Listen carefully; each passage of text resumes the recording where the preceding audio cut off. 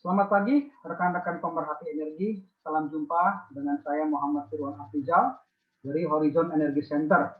Pada kesempatan ini kita akan membahas mengenai ekonomi energi dengan fokus bahasan mengenai beberapa parameter keekonomian di sektor energi, baik yang faktor keekonomian sifatnya umum seperti payback period, NPV, return on investment, maupun yang sifatnya khusus untuk energi, yaitu konsep ROI maupun LCOE. Saya akan mulai dengan melakukan slide sharing.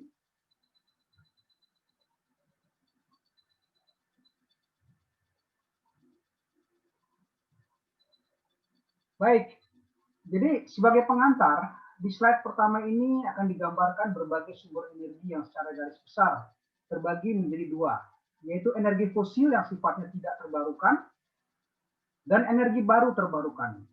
Energi fosil yang telah dimanfaatkan oleh manusia sejak dulu adalah minyak bumi, gas bumi, dan batu bara yang dimulai sejak 200 tahun yang lalu dan masih dominan dimanfaatkan hingga saat ini. Energi baru terbarukan itu terdiri dari antara lain hidroelektrik, tenaga surya, panas bumi, biomasa, energi angin, energi nuklir, maupun wind energi dan geothermal. Itu kurang lebih beberapa daripada energi baru terbarukan. Tapi seperti kita ketahui bahwa saat ini kondisi energi fosil khususnya di Indonesia makin lama makin sulit karena jumlah yang bisa kita produksikan tidak sebanding dengan jumlah yang dikonsumsikan. Selain itu ada tekanan-tekanan baik dari dunia internasional maupun dari dalam negeri mengenai efek pemanasan global maupun pencemaran lainnya. Maka sekarang periodenya adalah bagaimana kita mulai memikirkan melakukan transisi dari penggunaan energi fosil menuju penggunaan energi terbarukan. Nah, sebelum kita mulai mengenai masuk ke bahasan inti, maka seperti telah dijelaskan sebelumnya, bahwa saat ini sedang berlangsung proses transisi energi dari energi fosil ke energi baru terbarukan. Untuk memahami proses tersebut, kita lihat sejenak sejarah proses transisi energi.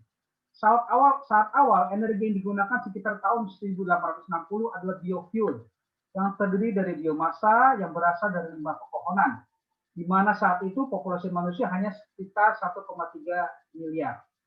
Selanjutnya batu bara mulai mengambil alih peran, dimulai di tahun 1870, tetapi penggunaannya baru bisa mencapai 50% di tahun 1910, yang kurang lebih butuh 40 tahun baru bisa menjadi 50%. Kemudian minyak bumi, yang walau mulai dibuat pertama kali tahun 1870, tapi baru bisa berkontribusi hingga 50% dari bauan energi sekitar tahun 1960. Jadi paling tidak butuh 90 tahun untuk minyak bumi mulai memberikan kontribusi terhadap bauran energi yang dimanfaatkan oleh manusia. Demikian pula dengan gas yang mulai digunakan tahun 1910, tapi hingga saat ini pun belum bisa mengalahkan dominasi pemakaian minyak bumi. Jadi pesan yang ingin disampaikan adalah bahwa proses transisi energi dari satu sumber energi ke sumber energi lainnya membutuhkan waktu yang lama, bahkan hingga 4-5 dekade. Tidak hanya waktu lama, tapi juga membutuhkan modal besar, dan hal penting lainnya yaitu perlunya political will dari pemerintah. Kemudian di slide berikut, selanjutnya kita akan langsung masuk ke pokok bahasan yaitu parameter ekonomi energi yang berupa matriks. Ada parameter yang sifatnya umum, yang tidak hanya dimanfaatkan untuk sektor, digunakan untuk sektor energi, antara lain payout, payback period, kemudian juga yang merupakan jumlah tahun yang dibutuhkan untuk pengembalian biaya investasi, tapi memiliki satu kelemahan yaitu tidak memperhitungkan nilai waktu dari uang. Kemudian yang kedua adalah return on investment, yang juga sifatnya masih sederhana, yaitu total net saving dibagi dengan total investasi, di mana juga tidak memperhitungkan nilai waktu dari uang. Dan yang ketiga adalah NPV, yang lebih representatif karena memperhitungkan nilai waktu dari uang, di mana future cash flow discounted ke present value. Nah, untuk parameter khusus di sektor energi, kita mengenal paling tidak ada 3 metode, yaitu EROI, Energy Return on Energy Invested, kemudian yang kedua LCOE, Levelized Cost of Energy, dan yang ketiga adalah Input Output Method. Kita akan bahas satu persatu di slide-slide berikutnya. Sebelum kita memahami konsep EROI, untuk mempermudah memahaminya, mari kita pahami dulu konsep net energy. Net energy adalah jumlah energi bersih yang tersisa setelah energi yang diproduksikan atau energi out dikurangi jumlah energi yang dikonsumsikan atau dibutuhkan atau diinvestasikan untuk menghasilkan energi tersebut. Sehingga net energi bisa saja nilainya 0 atau bahkan negatif jika jumlah energi yang dihasilkan lebih kecil dibandingkan jumlah energi yang diinvestasikan untuk menghasilkan energi tersebut. Jadi di sini yang penting adalah net energi, bukan hanya jumlah energi yang dihasilkan itu sendiri. Kemudian untuk lebih jelasnya, ilustrasinya ada sebagai berikut. Bila kita membutuhkan 1 barel minyak untuk mendapatkan 100 barel minyak hasil temuan eksplorasi, maka nilai IROI-nya adalah sebesar 100 berbanding 1 atau nilainya sebesar 100. Nah, grafik ini itu lebih jelas menggambarkan konsep IROI. Grafik di sebelah kiri mengilustrasikan konsep IROI, di mana IROI adalah rasio antara energi out atau energi yang dihasilkan terhadap energi in atau energi yang diinvestasikan. Ketika IROI sebesar 50, maka untuk menghasilkan 50 barrel butuh 1 barrel atau kurang lebih 50 banding 1. Jika dikonversi menjadi 100 menjadi 100 banding 2. Sehingga nilai net energinya adalah 100% dikurangi 2% atau sebesar 98%. Itu jika nilai IROI sebesar 50. Tapi kita lihat jika nilai IROI berkurang menjadi sebesar 5, maka untuk menghasilkan 5 barrel butuh 1 barrel atau 5 banding 1 sama dengan 100 banding 20. Sehingga nilai net energinya atau surplus energinya adalah sebesar 100% dikurangi 20% sama dengan 80%. Jadi di sini bila net energi adalah sebesar 1 banding 1, maka tak ada satupun surplus energi yang tersisa. Jadi dari konsep ini terlihat bahwa energi yang diinvestasikan atau energi invested yang warna pink tersebut ditambah dengan net energi atau surplus energi, nilai totalnya ada 100%. Artinya energi in ditambah energi out sama dengan 100%. Sekarang kita mulai melihat satu persatu bagaimana nilai IROI untuk energi fosil. Jadi untuk minyak bumi, nilai net energi berkurang sejalan dengan waktu. Karena pada saat awal minyak bumi dipergunakan, masih banyak ditemukan di daerah yang relatif mudah, atau bahasa Inggrisnya low hanging fruit, tidak memerlukan teknologi dan biaya yang tinggi. Ya. Bila dikonversi ke IROI, di awal penggunaan minyak bumi masih kisaran sekitar 50 ataupun 100 yang menurun seiring dengan waktu. Jadi minyak bumi yang masuk kategori non-konvensional seperti tar sands itu yang bagian bawah maupun oil shale itu memiliki nilai IROI yang kecil karena tingkat kesulitan yang makin besar. Namun seiring dengan learning curve dalam hal teknologi dan konsep economies of scale, maka nilai IROI itu makin lama makin bisa ditingkatkan. Jadi terlihat di sini bahwa nilai IROI itu bisa berubah sepanjang dengan waktu. Ya, dengan pada saat awal di mana tingkat kesulitan rendah, sehingga IROI-nya juga masih tinggi. Tapi ketika tingkat kesulitan makin besar, seperti halnya di Indonesia, ketika cadangan-cadangan minyak sudah habis yang di daratan, mulai masuk ke cadangan minyak yang daerah-daerah frontier di laut dalam, maka tentu saja nilai IROI-nya makin lama makin kecil akibat nilai investasi yang makin lama makin besar. Tapi seiring dengan teknologi tentu saja nilai IROI bisa kembali ditingkatkan.